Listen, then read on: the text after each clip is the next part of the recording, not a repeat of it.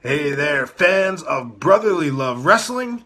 It is I, Vic Delicious. Philly's own, the Mecca here. It is the real McCoy, J.D.X. Justin D. Xavier. And it's your man, CD, the fallen angel, Christopher Daniels. Hello, boys and girls. This is your old friend RJ City. Hey there, brotherly love wrestling. Bill Carr here. Hey everyone, this is two-time guest Wheeler Yuta. Two bozos from Philadelphia flapping their gums about pro wrestling this, pro wrestling that. Which is not that unique in the grand scheme of things yet. You are in for a treat because you're tuned in to Brotherly Love Wrestling. Philadelphia, are you ready? No! They said, are you ready? This is Brotherly Love Wrestling Podcast, your first stop for everything professional wrestling.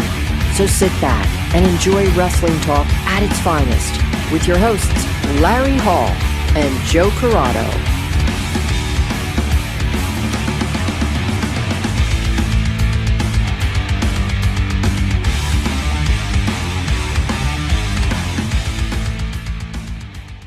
Welcome, everybody, to Brotherly Love Wrestling. And on the show this week, we have a referee. The first time on our show, we've been doing the show 7 years, and this is the first time we're having a referee. And who better than Mr. Jimmy Korderas? Jimmy, welcome to the show.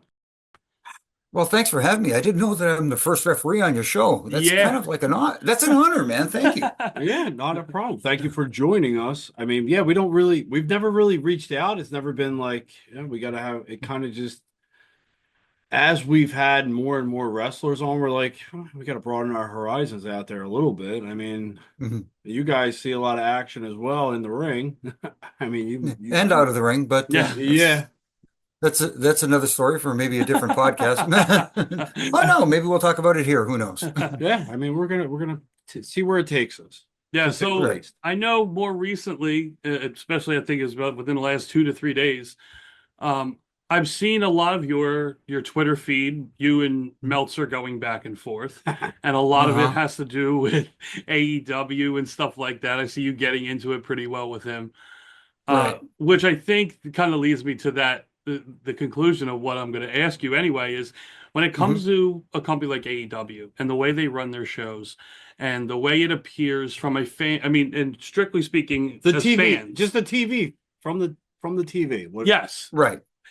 Looking at it that way, comparing it to a WWE, or just when you don't even have to compare it on its own. When you have your eyes and you've been in the business as long as you have, when you look at that company, what do you see that you think is kind of holding them back to break through that wall to, I mean, not compete with WWE, but make them better overall? The big point you made was competing with WWE. They should get that out of their minds completely. Yeah. I think that's the problem, first of all, is they think they want to compete with them, a company that's had like a 70-year head start, and on television they've had 50 years of head start. So don't even think about that, especially the machine they are right now with the deal they just struck with Netflix. They're a global entity right now that is beyond anything anybody ever imagined for professional wrestling / sports entertainment. And if people hate that term, too bad. That's exactly what wrestling is. It is sports entertainment. It's here to stay. Yeah. The more people that I talk to and the more people that we talk to, they love entertaining. That's the whole thing. Like they want what do you say? Even from indie crowds, you're there to entertain the crowd, the audience. I mean, because without them, what the hell are you going to be doing? You're going to be in the backyard. And You're still trying to entertain yourself at that point.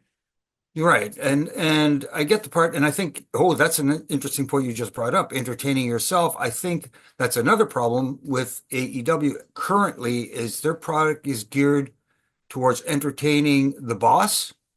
we know who that is. That is Tony Khan. Look, he's entertaining himself, and he's entertaining a small niche audience of hardcores, diehards who it doesn't matter what you put out there, they're going to love it. Yeah, because you're right. And that's fine if that's their gig and that's what they like. That's fine. If that their live crowd says differently. Right. That's the thing. It's a business at the end of the day. It's called the wrestling business, not the wrestling hobby. So you want to grow your audience as best you can. And if you keep catering to a certain niche audience, you're not going to ever grow your audience. Yes. And that's what's happening here. He's catering to that. He's listening to them.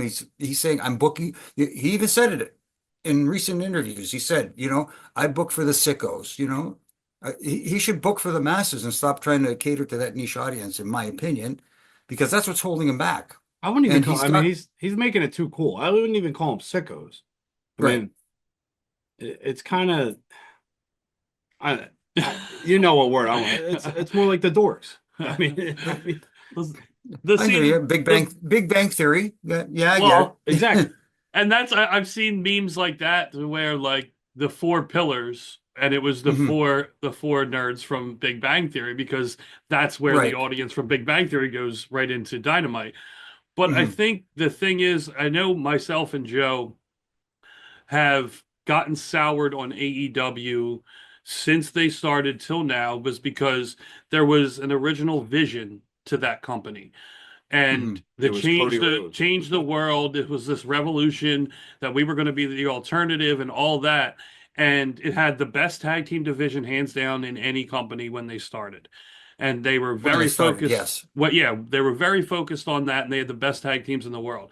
And then, as we have said on the show, we believe, in our opinion, that when Cody left, it took a lot of the soul away from AEW and the way they were doing things.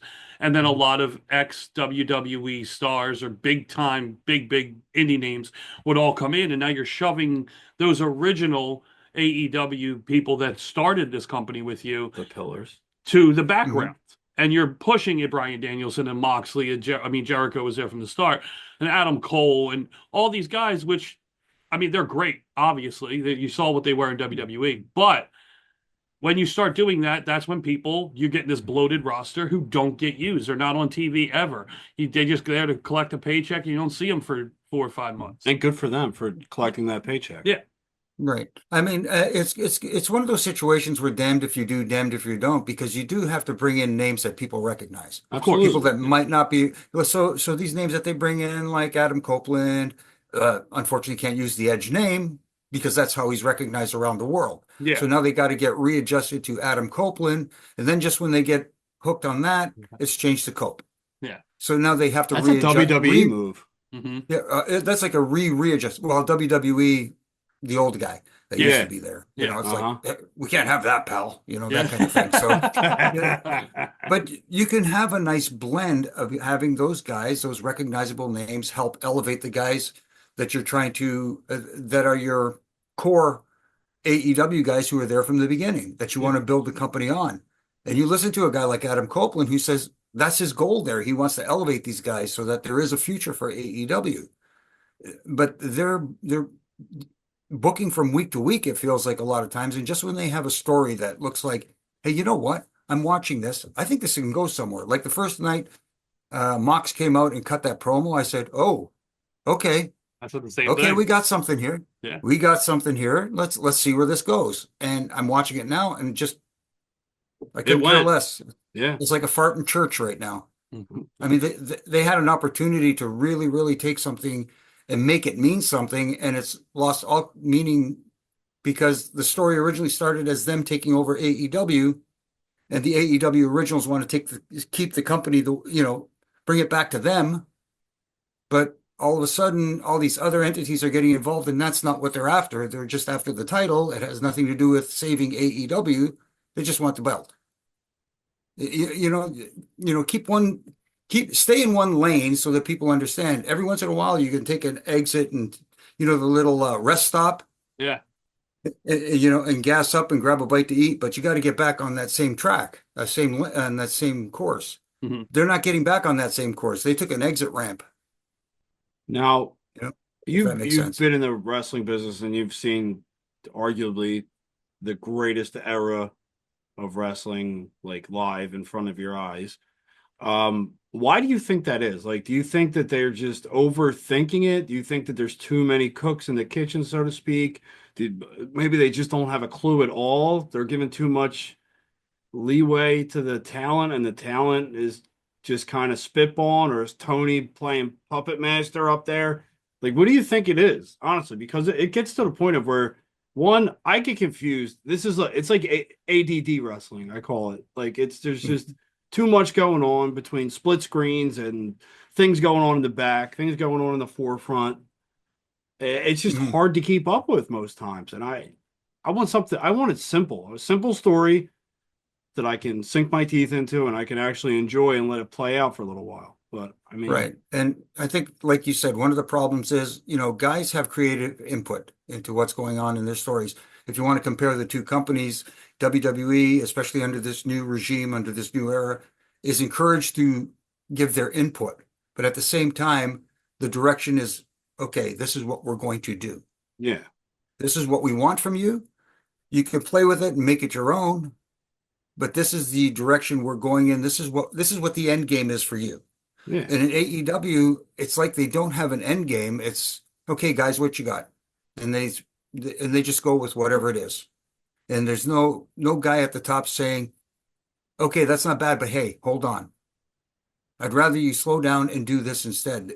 Tony Khan, unfortunately, is not someone from the wrestling world. He doesn't have the wrestling mind to do it.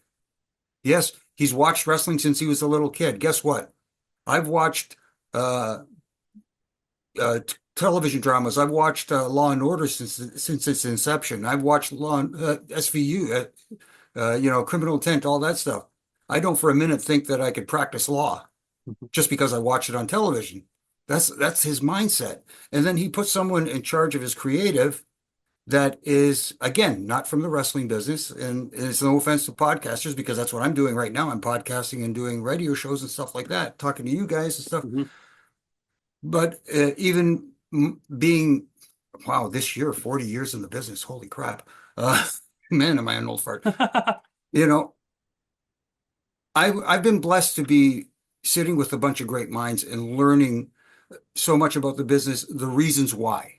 Sitting in the locker room, listening to guys talk over things. Why are we going to do this? What is the story here? What is the direction of this story, as opposed to, hey, we'll do this week and next week we'll figure it out. It was never like that. I always sit back and you start when you're booking a story, when you're booking an angle, you start from the ending and work your way back. That's the best way to do it, because now you know what your goal is and where you want your destination to be. Now it's time to fill in the blanks and tell that story going forward. So the path is clear. You just got to fill it with meaning. Yes, right. And if you put a great wrestling mind at the helm who can help you create those stories, guys with great minds for the business and knowing how to tell stories, it's easy. And again, I hate to harp on these guys, but they've got some great minds there at their disposal, and they're not utilizing these. And I'm hearing some horror stories there. I don't want to put too much out there, but that they're offering this advice, but it's not being listened to. Yeah, we've heard that firsthand from one of the guys in the back. Yeah, we had a conversation with someone in there, and they said the same thing you're saying. Not on the books or not on this podcast, just at a wrestling show, and he basically the same thing was that you just said is the exact thing. Like, there's the older regime. It's almost like, I don't know. I mean, part of me thinks it's part of the younger generation that's just like stubborn and they don't want to hear it. They know it all already. Like, because I deal with that in my line of work, like, all the time. Like, everybody, oh, I already know this. You don't have to tell me. Like, that's not the way it's ever been. That's not the way that anybody's ever learned. Like, unless you're like an expert in this, like we've done years and years of study and as much as you possibly can, you still don't know it all ever. Right. Very few know everything about what they're doing. Yeah, that's in any business. And if you think you know it all in this business, it's time to get out. Nobody knows it all. A lot of the younger talent nowadays do have that mindset that you just described, and there's other ones who think, okay, that's the way they used to do it in your day. We're going to revolutionize this and we're going to make it different and better. And sometimes different is not always better. The analogy, boy, I can't even spit it out. That's all right. The analogy I like to use is the wrestling business is like the wheel. When it was first invented, it was made of stone, because that's the materials they had back in those days. Then it evolved. It became made of wood because it was lighter and it was easier to move and transport. Then we got rubber tires. Then we got vulcanized rubber. Then we got run flat tires. We have all season radial tires, and the wheel kept evolving. But at the end of the day, the wheel is always round. Yeah. You can't change the shape of it. And the wrestling industry has been predicated from the beginning from telling stories, getting people invested in you. Good versus character. evil. Yep, that protagonist versus antagonist, good versus evil. It's so simple to tell that story if you allow it to be told. Another problem I find, now that you brought that up, is a lot of guys who are heels don't want to be hated. They want to be cool. Heels. Yeah. Yeah. They want to be, God bless him. MJF, I think, is great. He's a great in-ring talent. He's great on the stick, but every once in a while, when I hear his promo, I go, he's just either trying to pop himself or pop the audience just to get a chuckle and a laugh. Hence if you're that, a heel, you don't want to laugh. Yeah. Against Jarrett last Wednesday. Yes. Yeah. He's getting he's not, I don't know if stale's the word, but he's not what he was. Like, I don't know what happened, but when he was there and he didn't give a shit when anybody, that was the whole persona. I don't give a shit. Like, he went on a nice babyface run, which is fine, but I don't think he ever should have. But now he's fallen into the tweener. And that's for him, or really anybody, tweener was kind of a phase. I feel like it was more of a phase than anything else, because it's falling back in line where we need an over-the-top bad guy because we need someone to make this baby face look good. Like, we need the good guy to look good. We need the crowd to want to cheer him. So everybody's hip to the whole game now of what wrestling actually is, but you're able to stretch the imagination and do things that are actually really, pardon my French, fucked up. Right. No, exactly. And if you're a heel and you're trying to pop somebody and you keep talking your opponent down, your babyface down, then you make him feel like, if you make him sound like shit. In people's eyes, that's what they see and that's what they hear. So, you can't keep doing that. Like, if you're going to, you can talk him down, you can talk down to him, but at the same time, you have to show him, even if I can say it in a shitty way, show him a little respect. I think Larry brought this up a few weeks ago, or maybe someone else did, that Don Callis, when he's on commentary, he does that to a T. He wants to know that he hates the person. He's going to talk shit about him, but he's also going to let him know that he's a formidable opponent to one of his guys. Like, he's there for a reason. But it's like one of those lost arts. But I don't know. I feel like people tell you that you look too far into it, but no, if it's right in front of you, you're not really looking too far into it. You just notice, it's one of those things, you notice something, you're like, oh, that makes me happy, that, not in a good way, because I still don't like Don Callis, but I'm not supposed to. Right. I think he does great work, but he does his job really well. There's guys like that should be coaching, because I call it the blueprint. WWE perfected the blueprint, and it's okay to stray from the blueprint and try to add things to it if you need to, but it's the same thing you were saying about the wheel. There's a blueprint and it makes sense. It's always made sense, and it didn't fail you. It was there. It's a lot simpler than people want to give it the time for. I get it's performance, it's art, everything like that, but it's performance art is exactly what it is. It's performance art, but there is a certain way to do it to where it is appealing to more people rather than maybe 3 or 4.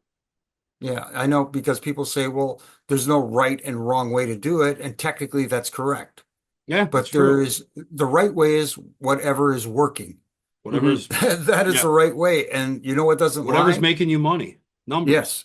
Numbers don't lie. Number of asses every 18 inches, number of butts that are on their couches in their lounge chairs watching on television.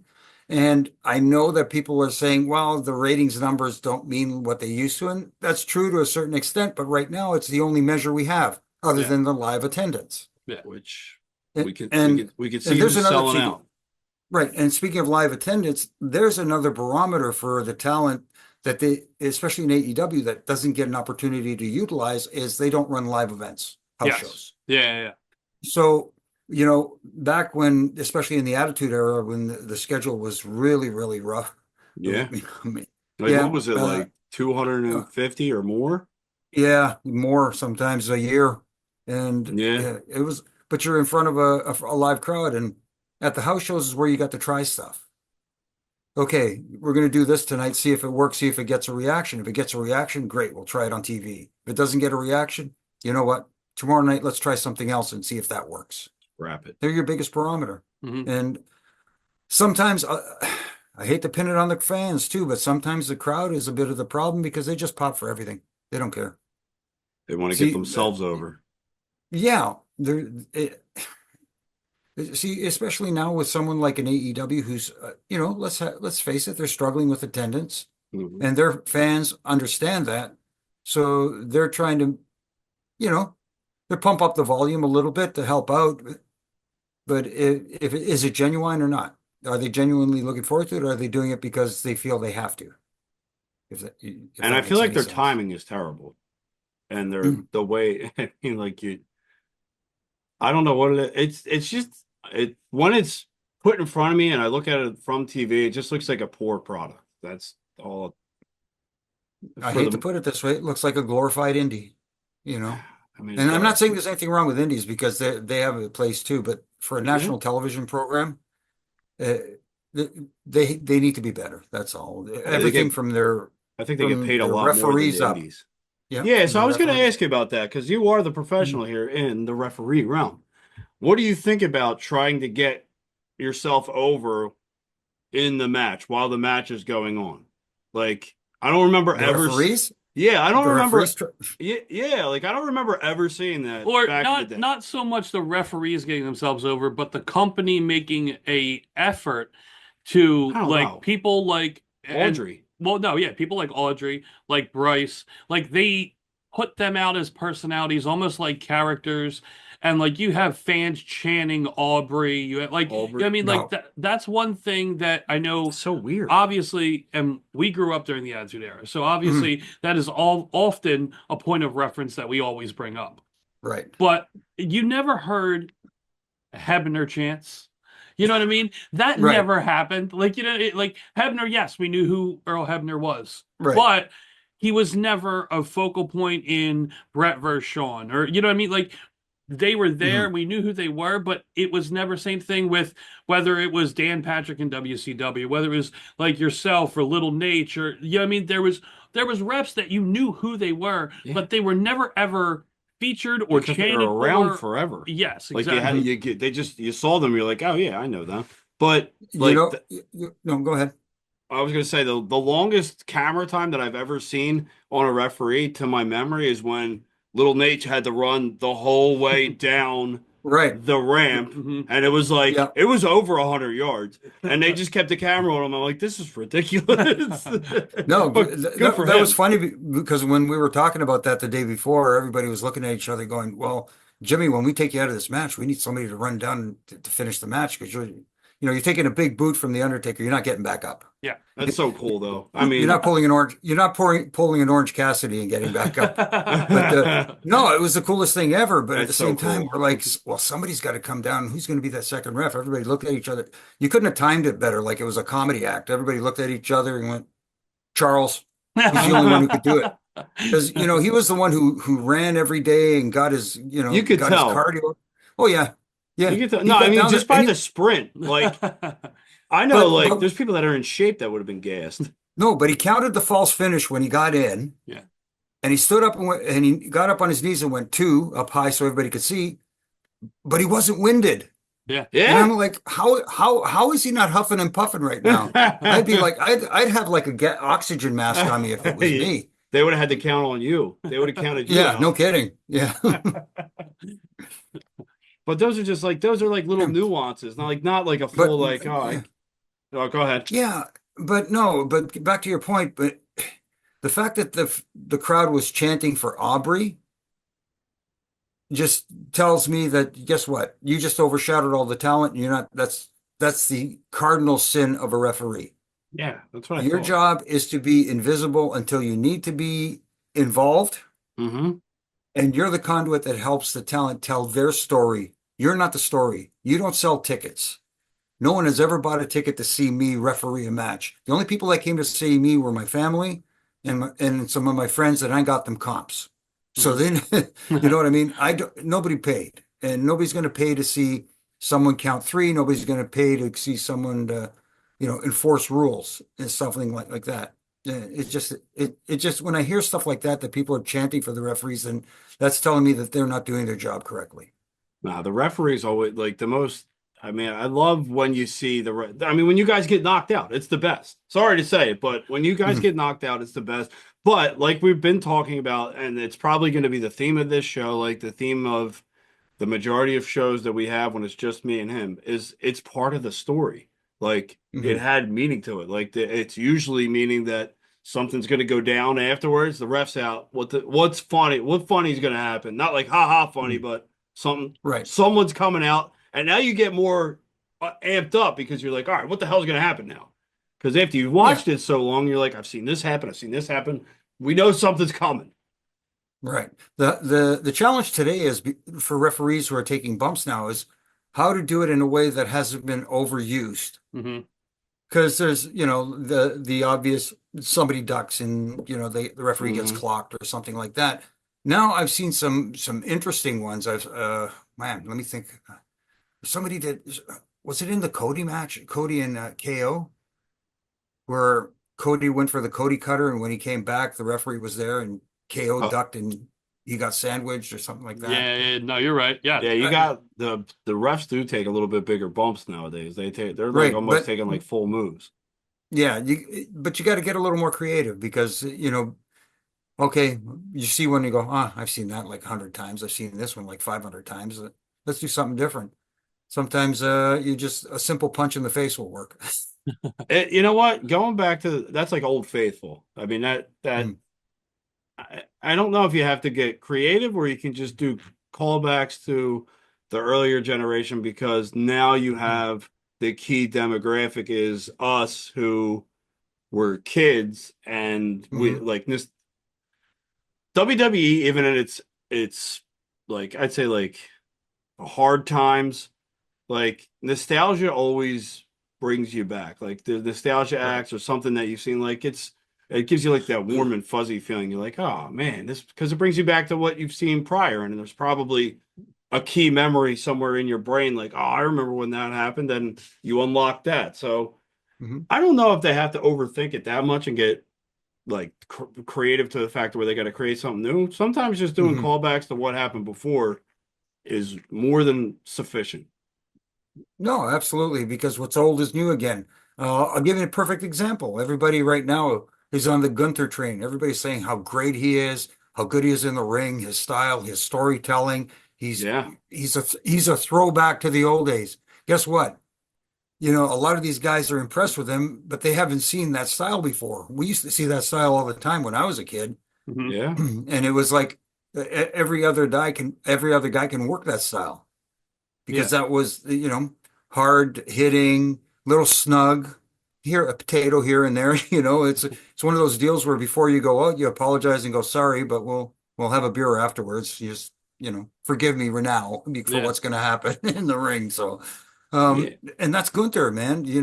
He's a hard hitter. When you're in there, you're going to feel it. And everybody you've seen him work with, just those simple chops simple. They're not simple. Yeah, I've seen the marks after. Tear the hide off a tree, the bark. Yeah. I mean, there's the throwback like Gunther, but I feel like something that never gets old, but maybe wasn't as good as it is currently the past, like maybe 10 years ago, but promos and the ability to talk, like that is, I feel like that was a lost art for a little while, but now it seems to be like, I mean, especially when you have guys like Hunter and I mean Shawn Michaels and people like that helping out. I mean, it's like night and day from what it was to now. I mean, the promos are getting more meaningful. I mean, I think everyone's kind of found their stride when it comes to that. They're just they've been firing on cylinders for a little bit now. No, exactly. And again, it goes back to that giving the guys a little bit of a voice to experiment and find themselves, because when they're more authentic and more themselves, it translates on your television screen. People can tell when you're being Drew McIntyre or you're playing professional wrestler. Yeah. Is the days of well, let me tell you something, brother, and stuff like that. You mean the guy that got booed out of LA? Yeah. I mean, for back in the day, it worked, it drew a crowd. And that was the thing. wrong crowd. If he was in like a southern state, maybe some part of Texas, I don't think it would have been as bad for him. That was the wrong town to bring out Hogan.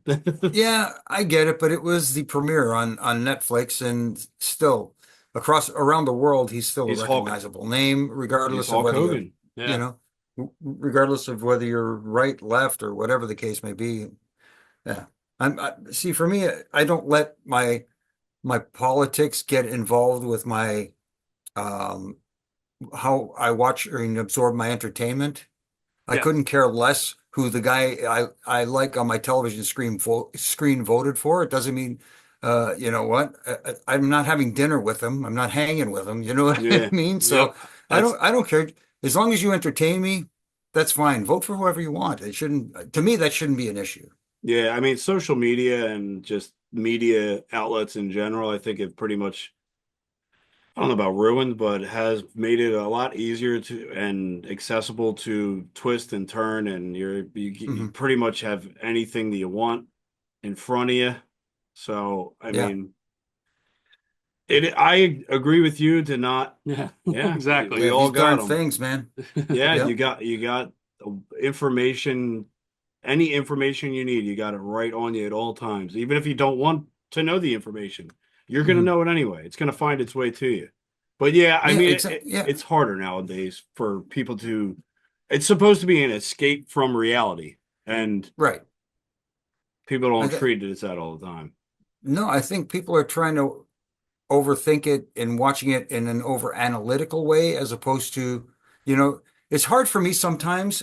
I try to watch it with two sets of eyes at times, because of the podcasting that I do and the radio show that I do. I do watch it from an analytical standpoint and say, you know what, I like that because it made sense. I didn't like that because it didn't fit in that particular scenario, whatever the case. I can be nitpicky and all that sort of thing, but at the same time, I try to watch with my fan eyes as well and just say, sit back like this and just go cross my arms and say, hey, entertain me. Yeah.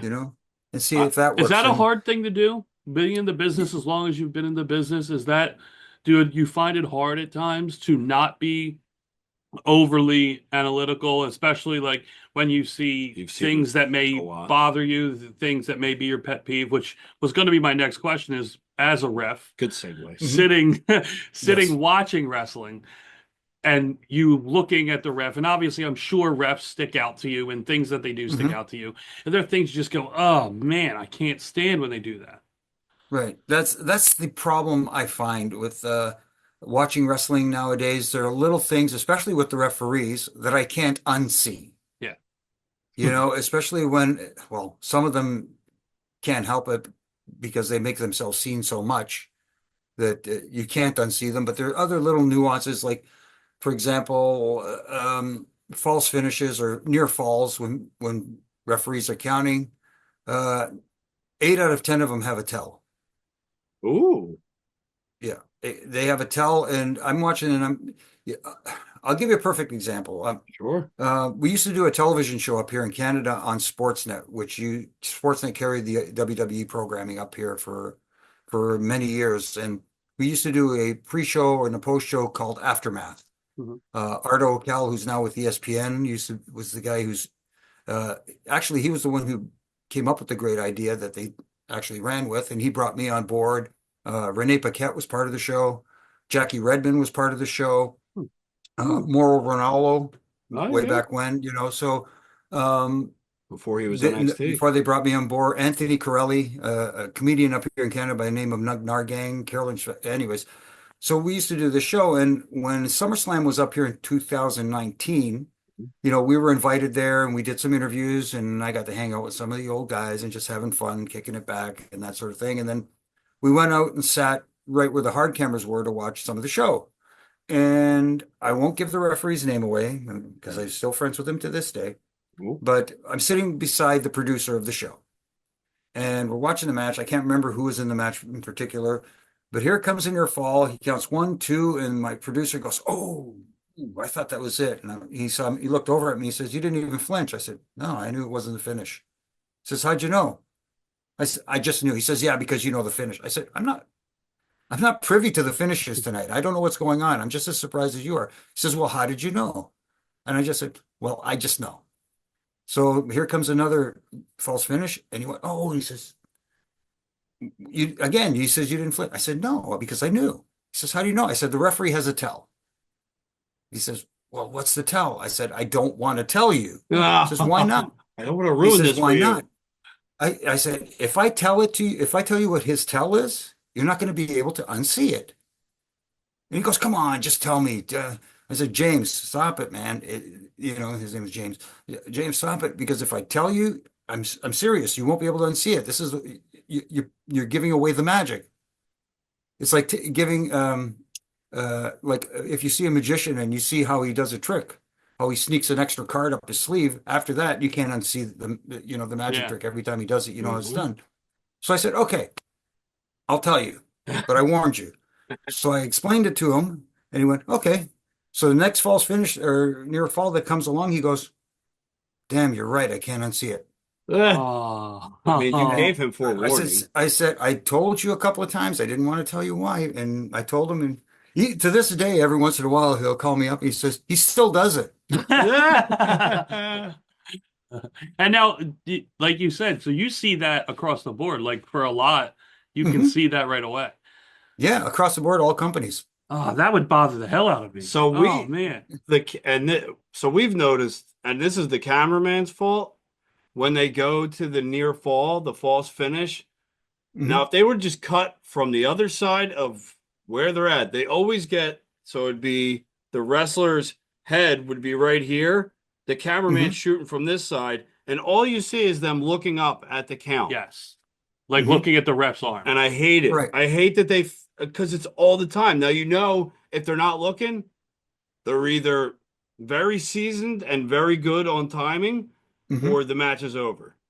But usually they're like, I'm like, God damn it. I hate it.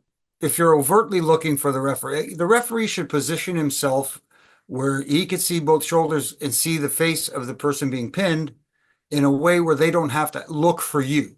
Yeah. Yeah. If they're looking for you, then you're out of position. But some people will, sometimes they'll change the camera position and you won't be able to see anything. So that's my favorite one. Right. So in situations like that, it's easy to blame the cameraman, but it's the director because he calls the shot. He calls which camera it is. So, all right. Well, the cameraman is, I'm just saying the cameraman is positioning himself where he's supposed to be, where he should be. But because someone is slightly out of position, which means this guy has to look for the referee to see his arm and see it where it is in his count cadence, the director should be aware and say, "Okay, we're going to switch to camera 4." And that's the amazing thing about the WWE production team is the people in the truck, split second. They know in a split second, nope, camera shot. No, go to 4, go to 6, go to 3, go to 2. It's that quick. If they see something right away, it's incredible. That must be chaotic to have to run that like that. It's crazy that how much goes into what our joy is. Like what is behind it, the machine that makes it flow so smoothly. I mean, it really is a minuscule thing. Like when they catch the guy and he's still looking up. I'm wondering if there's another way to where like the person going for the pin is able to like pinch them or like something to where kick out when I pinch you. Kick out. I mean, it'd be tough. And people would still probably catch out. People catch on to everything. That's the problem. I know. I've seen guys almost, the guys that are covering, kick themselves out. Yeah. Seen that before. I've seen that before. Which it's a lot of roll-ups. A lot of roll-ups will be a kick out on yourself because unfortunately your weight's bearing down on the whole part of that guy. So it would almost but be physically impossible to kick out of it. yeah, I know. Somebody, hooks it in really tight, and it's kind of hard to kick out. But at least the guy on the bottom who's getting pinned and he's called cradled up, struggle, fight, make it look like you're trying to kick out at least, anyways. Yeah. Well, so I wanted to move on to a bigger deal, a more recent deal. Oh wait, before you do that, I wanted to ask one more referee. Go right ahead. Yeah. Type question. Yeah. Yeah. So you guys have the earpiece in, right? And you guys are you guys are the mediator of the match, so to speak. Like you guys call it. This is just more for my personal pleasure. Like, do you guys ever get fucked with? Do they ever say any wild shit to you? Like, they forget to like turn the mic off and you hear like someone in the back like just screaming? They'd always have fun with us, mostly during dark matches. Yeah. They like to mess with us. Not during live TV because they know that's, it might throw you off if they say something really ridiculous, but they're very careful not to keep it on so that we hear the conversations going on up there. But there was a time there where, we'd be doing a dark match and they'd have some guy come in trying out and stuff like that. And we'd get a cue from the back. Somebody like Mr. Briscoe would say, "All right, Jimmy, do a forward roll into the finish, count the finish." And you're like, he knows the look. He sees the look. He says, "Just do it." Like, all right. So they do their finish and you do a forward roll and you count 1, 2, 3. And they're looking at you like, what? You're raising their arm and hey, and they're like, yeah, but what the hell just happened? Cartwheels, do cartwheels, all this kind of stuff. And the tryout guys would come in and they'd be like, what the hell is going on here? I never pictured that WWE would be doing this. The referees are doing cartwheels, but they were just, we had to amuse ourselves sometimes. So that was, I guess, their amusement. All right. Was there a specific voice? Like, was there one person that would talk to all the referees during all the matches? Or was there a couple different people that'd be in charge of doing that? It was basically two, Bruce Pritchard or Gerald Briscoe. Okay. Those are the two voices I can't recall anybody ever sitting in because they were both at TV all the time. They were at every TV. Very rarely were one of them not, if never both that I can recall anyways, but one of them would always be the voice. And usually it was, for SmackDown especially, it was Mr. Briscoe. Okay. So it was never Vince. You never heard Vince come over at all. No, you don't want to hear Vince on that. Yeah, that's why I asked that. So Vince was taking care of commentary, right? Yeah. In the early days, and then when he got off commentary, he had his own little seat at Gorilla. He had his own monitor, his own little table, because they set it up in a little L. So the agent and whoever was the voice, usually Mr. Briscoe, would sit at here and sit at the two monitors there. Vince would have his own table over here with his own monitor, and he'd have his papers with his glasses on, monitoring everything. And when you got back to Gorilla, you're just hoping you don't get the old slam the glasses down and go, "Come here, pal." So that's all. Was there any wrestler in particular that you would be nervous while calling that match for fear that you would fuck up and hear about it? Not really, because it got to a point, obviously it took several years, and not that I thought I knew it all, but I was comfortable enough, and I think the boys got comfortable enough with me not getting in the way and not being a nuisance and not being, again, very overt and very visible, and helping them, being that conduit to help communicate from Gorilla, from each other, because sometimes we'll, hey, tell them to pick me up and do this, and that kind of stuff, and do it in a discreet manner where it doesn't look like you're walking over going, "Hey, 4 minutes to go." I mean, I see it nowadays and I go, come on, guys. You could try a little harder, please, to make it look like you're not actually passing a signal. Please have some couth over there, would you? And it's, again, it's not one, it's across the board. I see it across the board. Yeah. Everywhere. All right. So, like I was saying, I wanted to move on. TNA and NXT, they've come to a multi-year agreement to where now we're going to get more NXT people going to TNA, more TNA coming back over to NXT.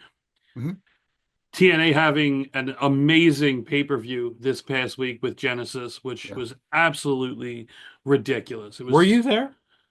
No, no. I was just watching, and I got sent a few pictures from the venue. So yeah, actually wish I was just for the atmosphere. It would have been cool. Yeah, I mean, and that came off watching it. It was just the atmosphere, and I don't know if that agreement kind of pushed that up to another level because you had superstars from NXT showing up and starting feuds. But like for the business, this is something way back if you even want to start with AEW with the Forbidden Door thing starting there and now moving on to where NXT had TNA coming in and stuff like that, Joe Hendry and all that. This has seemed that much bigger to elevate TNA and NXT for that matter to get these kind of talents together and be able to develop a lot of young talent all over different, whether it is Access TV and TNA Plus or them guys coming over to CW. I think this is a perfect blend for those two. Those two organizations to bring all these talent together. Yeah, I think they complement each other very well because the NXT brand, even though it's the third brand and it's developmental, it still have a lot of eyes on the product on the CW network down there in the United States, and up here in Canada, they're nationwide on Sportsnet 360, which is massive for them. Getting that TV deal up here, basically filling in the slot that or the void that WWE left when they went to Netflix. Because my understanding is down there, you still get SmackDown on USA Network, right? Yeah, correct. And NXT is on CW. Up here, all WWE programming is on Netflix. Everything. Oh, really? It's not, I yes, like that is on- better. Is on Netflix. So Live? I go to one, live, and if you anytime you can just click on it. If you miss it, just go back to it anytime you want. What about the which is cool. pay-per-views? All pay-per-views? They'll all be on Netflix. They'll all be on Netflix. Where you guys have it on Peacock, right? Yeah, Peacock's interface is just not it's subpar. Right. I mean, all the other interfaces are so easy to use. I mean, the network, WWE network was easy to use. That was perfect. You could actually Well, we had that. Yeah. We had that until the end of the year when they went to Netflix. We had the network. Well, we got the regular programs like Raw, SmackDown, and NXT on Sportsnet 360, which was one channel, which was fine. We didn't have to flip around the dial. It was easy to find. And everything else, like the pay-per-views and all the archives and everything was on the WWE network. I mean, I think eventually it'll do that down here as well. I think Netflix will eventually get all of WWE. I mean, it just makes sense. I mean, and if anybody's going to be, I mean, it's not like all those networks don't have enough money to be able to do it. I think Netflix has the most. So I think therefore they'll be able to offer the most, and their platform can already handle everybody in the world. So, I mean, really, it's a no-brainer. Yeah, it is a no-brainer, but at the same time, I'm seeing, in my mind, and this is my opinion, of course, I think television stations are seeing the value in pro wrestling, especially the WWE brand, which is huge right now. They're doing like phenomenal numbers. Everybody talks about the Attitude Era and the ratings they used to get, but the business side, the money that they're generating from everything from live attendance to television to merchandise to advertisers, paying an exorbitant amount of money to have them there. Cities actually bidding to have stuff like WrestleMania and SummerSlam and the Royal Rumble to come to their cities. Dude, they're actually paying them to come to their cities. That's because they shut the city down. They take over. It's like it's like Ringling Brothers on like steroids and all sorts of performance enhancers. Hey, that's a bad word. We can't use it.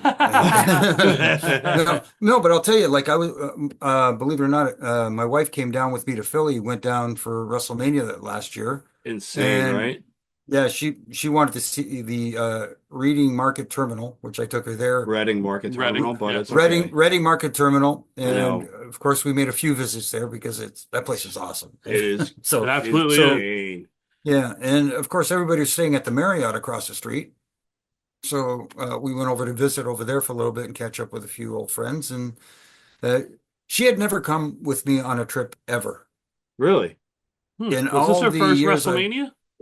First wrestling trip. This was She had like, never yeah, come with me period. anywhere.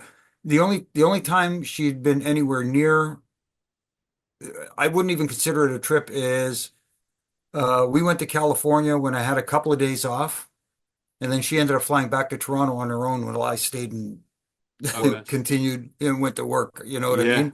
And a couple other times down south that were during 9/11, we were down in Cape Canaveral. We were in Cocoa Beach, Florida. Had a couple of days off, so we said, let's go down to Cocoa Beach. And Tony Gurria had a condo down there. He says, hey, just use my condo. And I was like, that's cool, thanks, Tony. So Yeah. and that was, we wake up in the morning and it was an unfortunate morning of 9/11. Oh. So and they were kind of clearing out the area because we were very close to Kennedy Space Center and they didn't know what was going on. So they said, Yeah. You gotta leave. we're asking people to leave. So we left and we ended up driving. Yeah. So we took a nice little tour, like heading up towards Nashville, which was where I was having to go back to work. And again, dropped her off at the airport. She went back home. I went to work. But this year in Philly, she got to go for the ride. She got to hang out and visit. We went to the 2300 Arena for the Oh, Busted Up nice. party, which was kind of cool, hanging out with LaGreca and the guys. And Oh, you went to the WrestleMania party? yeah, Oh, we got invited down by those guys. We must have just missed them. Yeah, we must have just We missed came it. afterwards. Did you watch it there, or did you go somewhere else for it? No, we stayed for the party. Then we headed out and, like I said, went out to the Reading Market Terminal, get something to eat, and then we went to watch the event, but not there. So Gotcha. Did you actually bring her to Mania either of the nights? no. Night one we were at the WrestleCon Okay. hotel and hung out there, and night two, believe it or not, we left Sunday morning to head back home to And you Toronto watched it at home. watch it at home. Yeah. Nice. Oh, nice. Yeah, you can't beat that. No. I mean, at least you got to experience like what, because this is even bigger than what it was back in the 90s and early 2000s. This is like, it's an extravaganza, I would call it. If they're Right. Oh yeah, 2 nights too. Who would have dreamed 2 nights and selling out both nights at a stadium venue? Yeah. And now they're moving SummerSlam to 2 nights, and now there's talk I'm hearing of doing Royal Rumble possibly 2 nights. Where Do one it Rumble. makes sense, so Yeah. yeah. You do the Women's Rumble night one and do the Men's Rumble night two, Or vice versa, whatever is the most Yeah, meaningful yeah. story at the time. But exactly. I mean, I'm all for it because I've been begging for Saturday pay-per-views for the longest time, and now we kind of get it. And now, yeah, I Thank mean, you. Sunday pay-per-views were, especially when they were going till 11:30, 12 o'clock, depending on how long they were running them. I mean, this is such a better format because now they're over at like 10:30 on Sunday, and I'm like, oh, all right, it's not excruciating. No, I love it. I love the fact that I know some guys are going to have to sit out a pay-per-view because there's that 5, maybe 6 match structure, which is fine because you have enough time to have a match go 15, 20, 30 minutes, whatever the case may be. They have time to tell a story in their match. Then you have time in between matches to promote what you need to promote, or just continue telling the stories, giving a little video of the upcoming match, giving everybody a backstory to that. Vignettes are the best. They do them the best. Nobody does those packages like the WWE does. Nobody. Yeah, they're incredible. They're amazing. They are. And they've gotten better. They're like movie quality now. Yes. It's incredible. Yeah, I know people start using that's great cinema. Well, no, it's just great television. It's great entertainment, is what it is. It's exactly what it is. Now, regardless of whether it's cinema, TV, whatever you want to call it. Triple H runs it like he did when he was in NXT. It was a 5-match, and you got the most out of each match, and that's when NXT was at its absolute best, when Triple H was at the helm and doing his thing. That's when he had the best talent. He had the best stories. That's when it was the third brand, but that's why they brought him up to Survivor Series, and they ran a red versus blue versus black and gold because they were all equals. I mean, you had.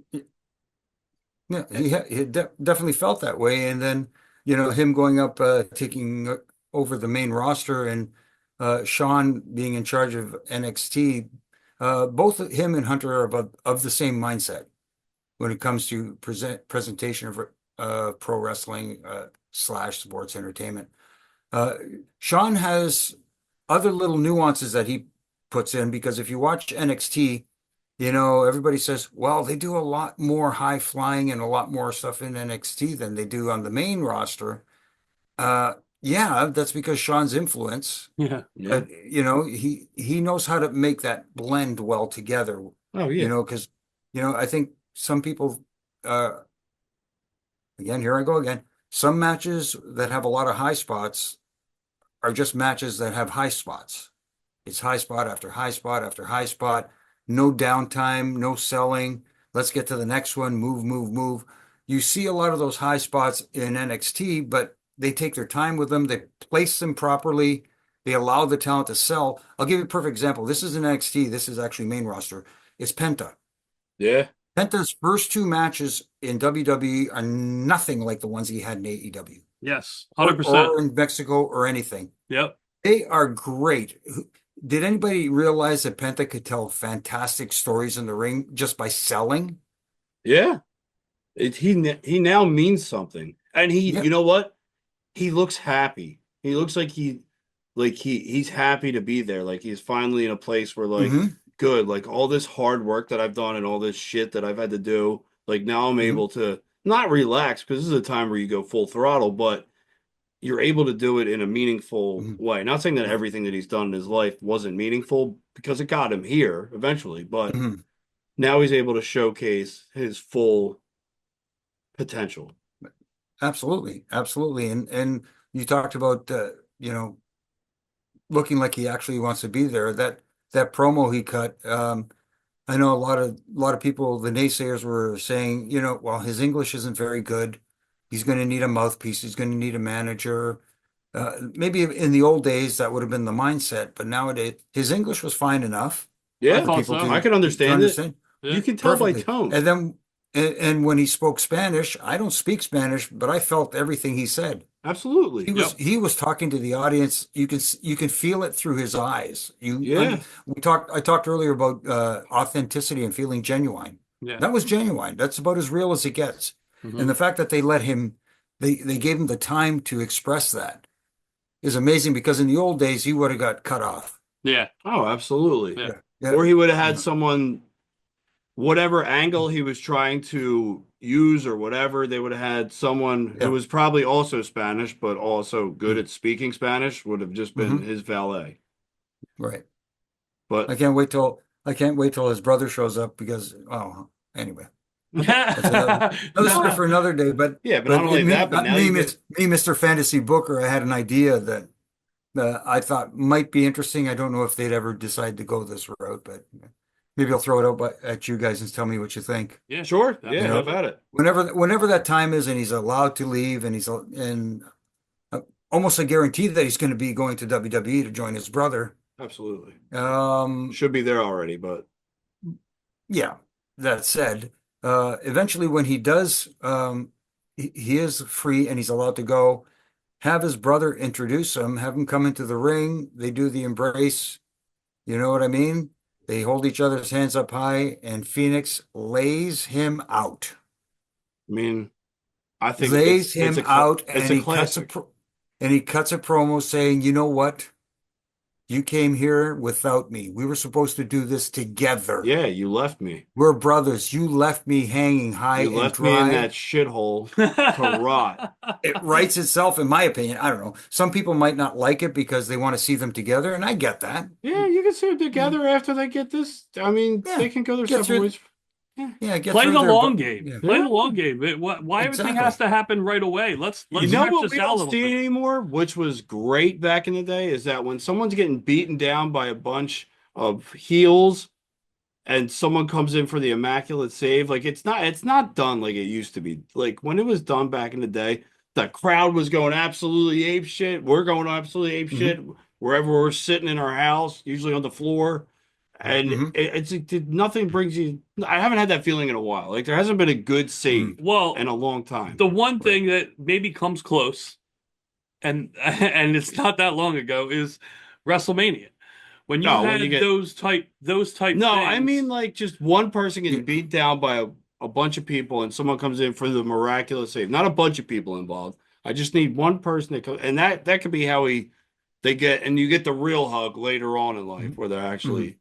I mean, but no, I think that is a really good. I mean, that's easy and it's classic. yes, yeah, It's simple. Like I was saying earlier, like just keep it simple. That's very simple. It's just too bad that it probably won't be for a while, because on Monday night, as we're recording this, Chad Gable, went in to Dom and he got a piece of paper writing, who could he go to, so luchador, that he can learn the dark art of lucha from. yes, And Dom awesome, hands though. him the paper. Can you imagine if it was Phoenix who Yes. gave him that piece of paper? yeah. Oh man, that's I mean, here's the thing though. Dom, in his own right, has completely turned himself around over the past couple of years. Like I'd say 2 years. Like Yeah. He has gone above and beyond what I thought he was going to do. I think that a lot of people thought he was going to do. When you get genuine heat and not that fucking fake go away heat or get off my TV heat. Right. He is a heat magnet and he's very good at it. He's the kid that like he's perfect for us being older to hate him. Right. Because he's this cocky little kid who's he's a dick. Let's call it what it is. Call Spoiled brat. Yeah, call a spade, and he's easy to hate. He lays into it so well. Oh yeah, he's embracing it, and he doesn't mind getting booed. That's the thing. And everybody loves Ray. Everybody loves his dad. And when you're a prick, when your dad's really a good guy, you're gonna get that reaction. Yeah. At least you should. Embrace Yeah. Embrace the hate. Yeah.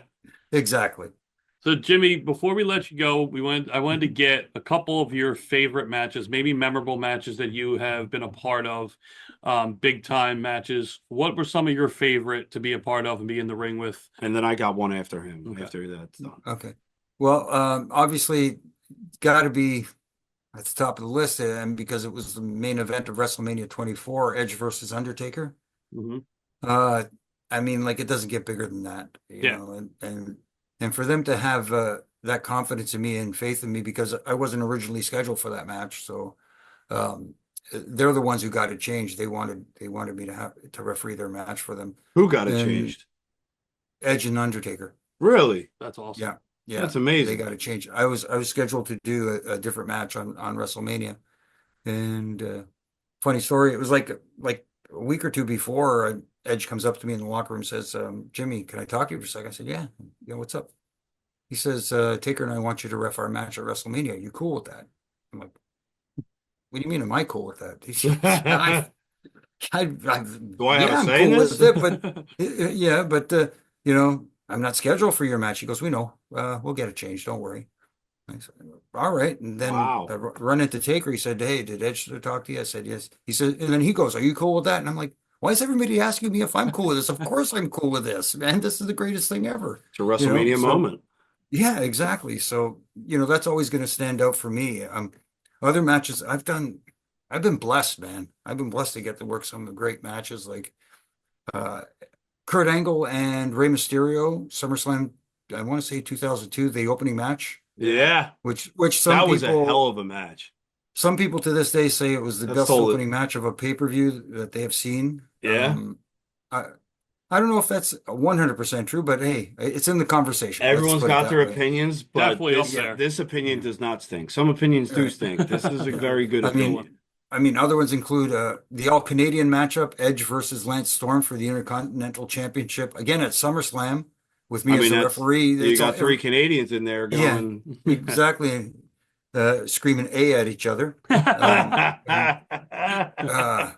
of the most fun ones I had was there was a WrestleMania 17, not the TLC match, which I was a part of, which was amazing, but the triple threat hardcore match with Raven, Big Show, and Kane, which ended up going all over the Astrodome. It was ridiculous.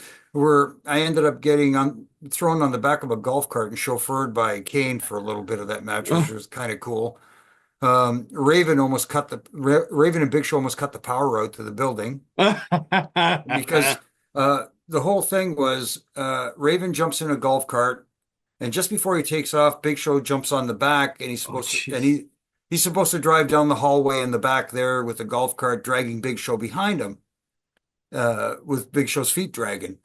Problem was when Big Show jumped on the back, he's so darn heavy that he lifted the front wheels off the ground, so he couldn't steer the darn thing. So if you watch it, he's coming around that corner where the golf carts were, drives right into a fence because he couldn't control the cart, Raven, and all the cables for the building that ran along the side were right there, and everybody was panicking, thinking, "Oh, we're going to cut power. We're going to lose everything now. What are we not gonna only do?" that, but you would have blew up Raven. He probably would have liked it. Yeah, probably, maybe, and it would have been a badass story. But he would have blew something the frig up. That would have been loud. Oh yeah. Vince He's probably would have been wishing so now happy. that it did go. Probably. Knowing him, those were some of the best. Like, and being blessed to be a part of all 3 TLC matches with the Hardys and the Dudleys and Edge and Christian. Probably the most. Some of the. I mean, when you talk about like the hardcore matches, like those are like 3 of the most memorable ones. Mm-hmm. Like definitely. I mean, they put it on the map. Mm-hmm. TLC. There was never a match before that. TLC. Mm-hmm. Absolutely. And then, of course, getting to referee a couple of matches here in Toronto. I'll still call it the Sky Dome. I don't care what they call it nowadays. It'll always be the Sky Dome to me, but WrestleMania 6. And that was amazing for me, So you I can go on and on. You went There's for a ton of long fun. time. Getting to work with guys like Eddie Guerrero and matches with him and Kurt Angle were like phenomenal. The thing, see, one of the guys I think that doesn't get talked about enough as far as greatest of all time, Eddie. Mm-hmm. Yeah, I don't think I thought you were gonna say Kurt. Him too. Well, obviously Kurt, but I don't think either of them do. Kurt does get put in the conversation by some, but I don't think anybody. I haven't heard anybody mention Eddie. Mm-hmm. Eddie, like, he was just on a different plateau from everybody else. The way he thought, the way his mind worked, the way he worked for a smaller guy. But he's the one who paved the way basically for the WWE for smaller guys and opened the door for guys like Rey Mysterio and guys like that. So, and Mr. Perfect, God knows what the sky was the limit for him if he if it wasn't one of those guys tragedy. that never needed a title. Yep. Never needed it. He could talk and he could wrestle. That's all. Right. He was a complete package. And he always thanked me for coming up with the name Perfectplex. Really? Yeah. You were the inventor of the name of the Perfectplex? Yeah, it happened here in Toronto's Maple Leaf Gardens, and he was just starting the Mr. Perfect character, and I was standing with Jack Lanza watching the match from the curtain. It was a house show. It wasn't TV or anything. It wasn't. And he used the fisherman suplex for the finish. Mm-hmm. And as soon as he gets to the back, I just happened to be standing there. And he was having the conversation. He said, Kurt, Vince is going with this Mr. Perfect character. He loves the fisherman suplex. He just wants you to come up with a cool name for it. And I don't know why. It just popped in. Right place, right time. And I tapped Jack Lanza on the shoulder. I said, Jack, do you mind if I make a suggestion? He said, sure. What do you got? And I said, how does Perfectplex sound? And he looked at me, and then he got called, Kurt, come here. We got the name for your finish. And they went with it. And I'm like, wow. Okay. And I'm still a young guy. I'm like, this is the coolest thing ever. Yeah. Yeah, one of the greatest finishes in pro wrestling. I mean, the Perfectplex. That's amazing. It was simply perfect. Yeah. Mm-hmm. All That right. was amazing. So one more. Yeah, I got one more question. I'm just gonna do like I want you to pick the winners. I mean, the Rumble's coming up. You got what, 2 weeks away.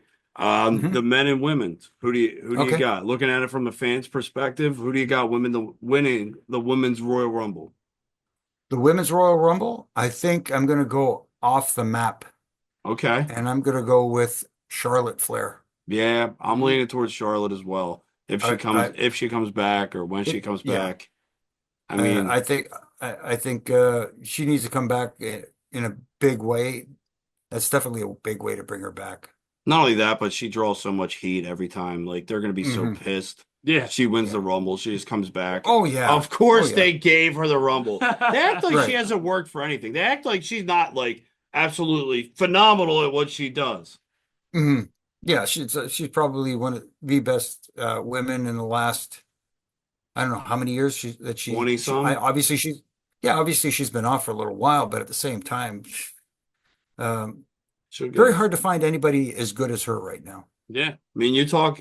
What is it? Ring and Mike. She's got them both. Mhm. She brings out a feeling in the fans, in the fan Right. base. Like she's I guess able to invoke feeling. I guess there must be something in that DNA. Yeah. It's Something not- about that it's last not like her name. dad wasn't any good either. Yeah, Who, him? What's his name again? Richard. Yeah. All right, same question. Men's Rumble. Is this See more of a? Is this? There's a lot of options for this one. Yeah. This So is a harder one to pick because you got guys like Punk, you got Seth, you've got McIntyre. John Cena, you got McIntyre, you got Roman Reigns so far. Sami Zayn, very big a dark horse right now. I think Sami Zayn's a You dark got horse. Jey Uso. Mm-hmm. Jey Uso, another dark horse. You know what? Do they bring kind back? of makes Do they bring back Brock for this? I don't think you're going to see Brock for a little while still. I mean, yeah, he's happy out in Saskatchewan doing whatever, freezing his butt off, so Yeah, he's an outdoorsman. yeah. Probably out there shooting moose, whatever, and He's probably just bare hand fighting them. At Well, this you point, know what? He might be F5ing a bunch of moose out there for all I I mean, if anyone's gonna do it, it's him. He did it to a shark. I saw it with my own eyes. But the men's one's a tough one. It is. They And I all know fit this into the story. Yeah, and I know this sounds like a cop out, but Roman. I like the idea of actually John Cena winning. Yeah. I do, because I know people are going to be, oh well, we don't want him beating Ric Flair's 60. By the way, Ric Flair has won more than 16 championships. It's just We there's a lot had that haven't we been- had this haven't- conversation we like had the 3 fact weeks check, ago, too. and we had Yeah. to fact check and exactly how many. I think we said 21 was the actual number with Ric Flair. Oh, with I his thought it was more championship. than that even. Yeah, I no. don't know. I didn't check it, but I thought it was more than that. But still, We're just you know going what I off mean? of It's what just- Google told us. Yeah, yeah, the magic Google machine. yeah, Yeah. Yeah. But at least for WWE purposes and television purposes, I don't mind the idea of John Cena breaking that record because let's face it, a lot of those championships that Flair won that they recognized were NWA championships for the other company. WCW. So if they Yeah. want to give that record to a homegrown talent, Who better? then it would only make sense hmm for them Yeah. to give it to John Cena, and it doesn't matter. And to lose number 17 would actually make someone else, especially if it's done in a way where that guy gets over and wins clean over John Cena as opposed to having to cheat to get by him. Yeah. And that's more likely to happen now that Cena's on his way out than maybe when he Mhm. was Super Cena. Right. Because that was really the only way you could beat Cena at that point in time. Or as my old buddy Chimmel used to say, Super Cena. I remember that. Well, Jimmy, thank you so much for taking the time to talk to us. Really appreciate it. It was great talking to Yeah, you. this is amazing. And if you want to plug, obviously, Refin It Up and anything else you have, feel free. All right. Well, thanks, guys. Thanks for having me. Had a blast chatting with you guys. It was a lot of fun. Sorry I missed you guys in Philly. No problem. Not a problem at Yeah. all. Yeah. Who knows? You never know where I might pop up. Maybe say my name and I might appear. By the way, I do believe in Joe Henry, man. That guy's got. How could you not? I mean, I know he's the guy's great. fantastic. Yes, he is. But you can find me on all my social at Jimmy Korderas on Twitter, at Real Jimmy Korderas on Instagram, and on Facebook. I don't do that other one. What's it called? The touch the grass, blue sky, something. I don't know what it's called. I don't do that one yet. There is something. I forget what it is. Yeah, We don't do that yeah. either. It's not But for us. well, I do my Ref and Rants daily from Monday to Friday. Just a little thing to help tighten some screws, little critiques here and there, and sometimes they're positive. Those are rare, but those are rare. But sometimes they do it. Obviously, you mentioned the Refin It Up podcast with Brian Hebner, former referee Brian Hebner, and current referee and head official of TNA and OVW, Daniel Spencer has now joined the crew. So the three of us, and I got to give a shout out to RJ because he holds that glue together. And for us old farts who don't know what we're doing technically, and up here in Canada, we do a radio show called Huge Pop Radio with my good buddy Donnie De Silva. It's on TSN Radio up here in Canada. It's also on iHeartRadio and wherever you want to find your podcasts awesome. and that sort of stuff. So we're having a blast doing that. And I don't know. That's pretty much it, I guess. Except again, looking for great stuff on TV to watch other than wrestling because it's on so much. Sometimes I need a little break. Yeah. You got to expand the mind a little bit. Mm-hmm. Mm-hmm. All right, well, Jimmy, thank you again so much. It was great talking to you. We'll be talking to you very soon. Thank you for everything, as we once said. Thank you, everybody. We hope you enjoyed the show. Thank you for watching and listening. We'll be talking to you very soon. Don't take any shit from anybody. See